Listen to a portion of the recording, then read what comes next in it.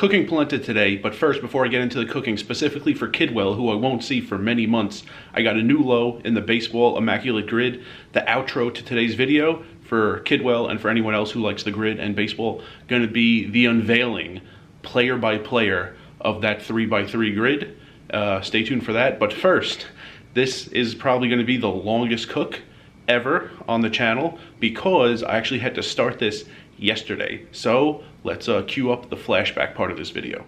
Okay, if the flashback works how I think it will in the video, I think this is going to be like 20 hours before the first scene of this video. It's Tuesday right now, it's about 4:10 p.m. and I'm going to make the polenta. Need to make it, put it in Tupperware, flatten it best I could, and then refrigerate it in the hopes that it keeps its shape. Okay, I brought a Tupperware with polenta in it, as everyone does on their trip to Atlantic City. And if you don't know, polenta and grits aren't that different. They're both corn.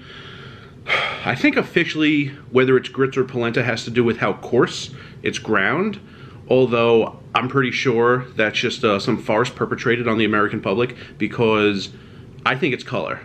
I've only ever seen white grits, never yellow. I've only ever seen yellow polenta, never white. So I don't know why they're trying to trick us, but that's my theory. Anyway, really important, not like the ramen, really important, the water ratio. I'm pretty sure this is like 0.6 cups of polenta. I measured it days ago when I put it in this Tupperware. I don't have that little cup thing that came with the rice cooker, so I had a tough time trying to eyeball the water. I think it's about the right amount. I don't know, but there is water in here. And once it gets to a boil, pour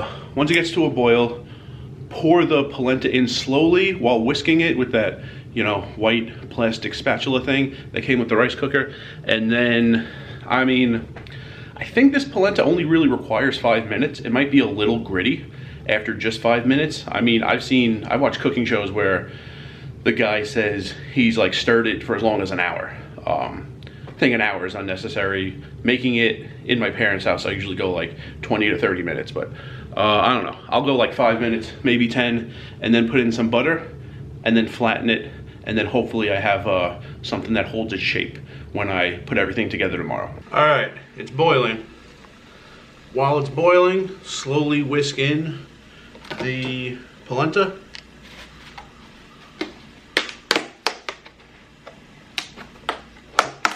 Oh, I gotta go wash that now.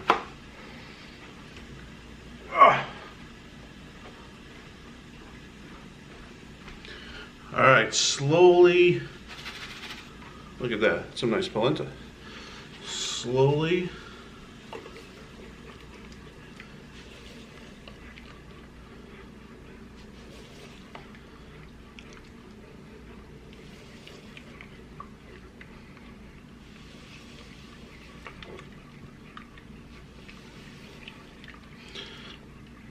I'm doing it slowly so there's no clumps.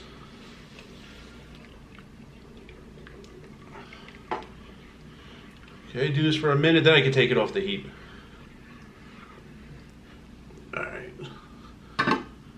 Move quickly.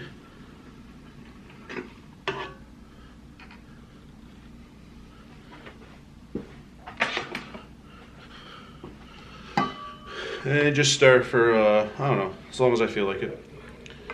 Minimum 5, definitely not going to go more than like 12, but I'll catch you after I stir this all in. Alright, that was a bit of a fiasco. It wasn't really getting like thick, so I poured some water out, which should have brought like a measuring cup or something to get the water right the first time. Then put it back in the rice cooker just for the residual heat, then actually turned it back on for like more heat, then it started thickening up. And this is probably as far as I'm going to take it. Yeah, that's good. It doesn't go back right away. When you do that, to thicken it up even more though, I'm going to put in some butter. All the ones I've cut up, need that for something else. Alright, finally got it on the spatula. Stir this in. And I'll come back after I get this nice and thick and I can't see the butter anymore.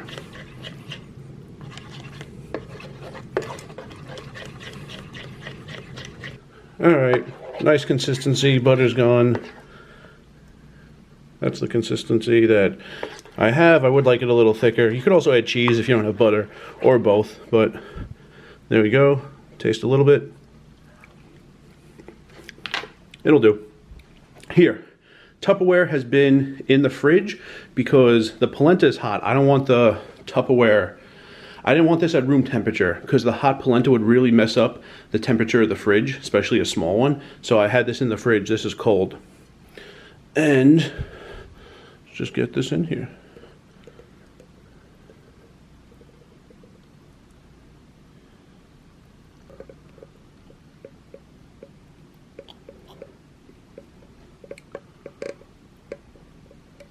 Alright, I need 2 hands to scrape all the rest of this out. Okay, there it is. All out, pretty flat on its own. Yeah, I'm not even going to do anything. On like a cookie sheet, might need to really do some work to flatten it out, because the more two-dimensional space there is, it's just easier for like some dips, some valleys, some mounds to happen. But this is pretty small, you know, left to right and deep, so that's fine how it is. Gonna just put the lid on, which of course has also been in the mini fridge. And once I put it in the fridge, flashback part of this video done.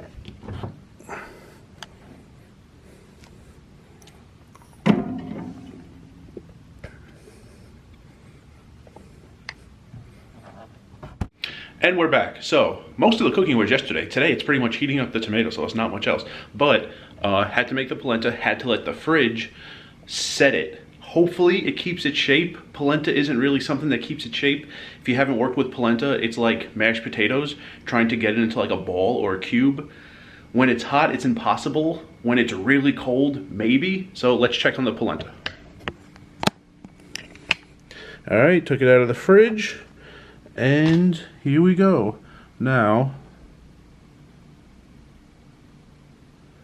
I hope it holds its shape. I don't know. It's not very firm, but this is the best I could do. So, got the sauce for one. Got to get the lid off. All right, lid is off enough. Rice cooker is plugged in. Let's get the sauce in there. Alright, and I mean, I don't want it to quite get to a boil. That's what's going to happen eventually. But when it gets hot, I will put in, like, I'm going to try to cut out right now cubes of the polenta. Hopefully they keep their shape, and then place them in the sauce, so as the sauce gets hot, the polenta gets hot. And yeah, I think in the title I'm going to call it polenta meatballs. There's no meat and they're not in the shapes of balls, but I don't have a better term. So polenta cubes, I guess, is more apt, but whatever. Let's see if I can get the polenta out, holding its shape and like ready to go into the warm sauce. All right, as the sauce warms up, this is what I'm working with. The thing that came with the rice cooker, my Swiss Army knife, and a spoon from Wawa. Okay, so let's cut them into small pieces. I'm actually going to use the back. This is the sharp end. This is the back. I'm going to use the back here.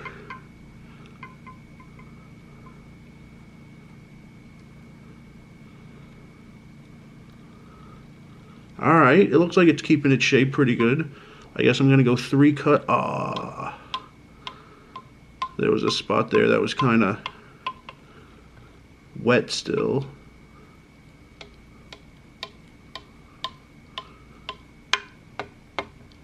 And across.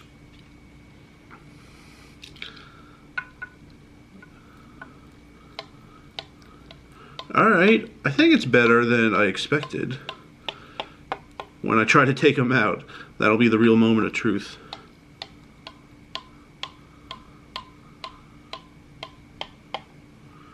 Okay. I want something small, but I want something flat. I'm stuck. I'm gonna go small first, see if I could get this. No. I'm gonna go with the back of this.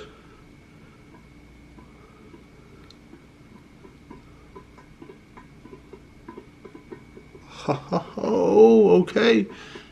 That popping is the sauce heating up over there.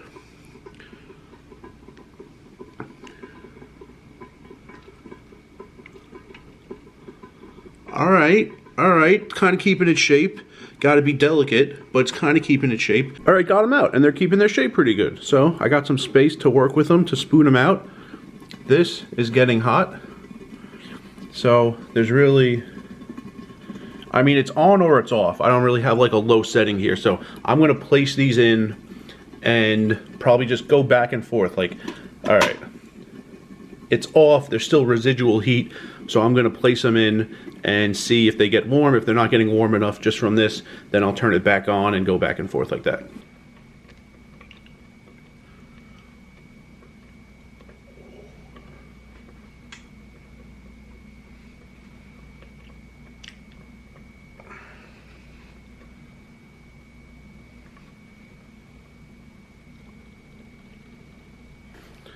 Alright, not bad. Try to get a little sauce over the top so we get some heat over the top. Alright, I turned the heat on and off a couple times. Well, once. Back on, then off. See, the thing is, I want them hot. Like, polenta is a lot better to eat hot. Like, no one in the world eats it cold. But the hotter it gets, the less likely it is to keep its shape. So I'm playing a dangerous game here. But I will take these out, put it in the second batch.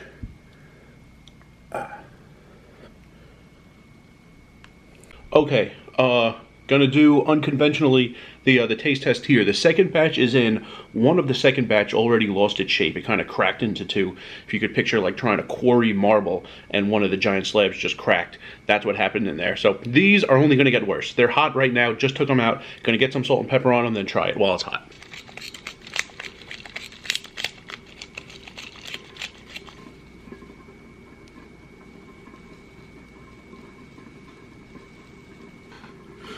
Alright, here we go.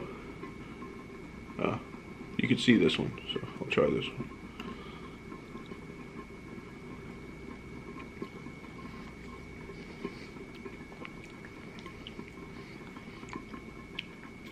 Okay, that's pretty good.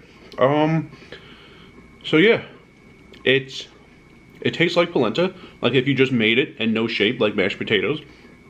But it has some sauce. And it has, you know, the salt and pepper on it.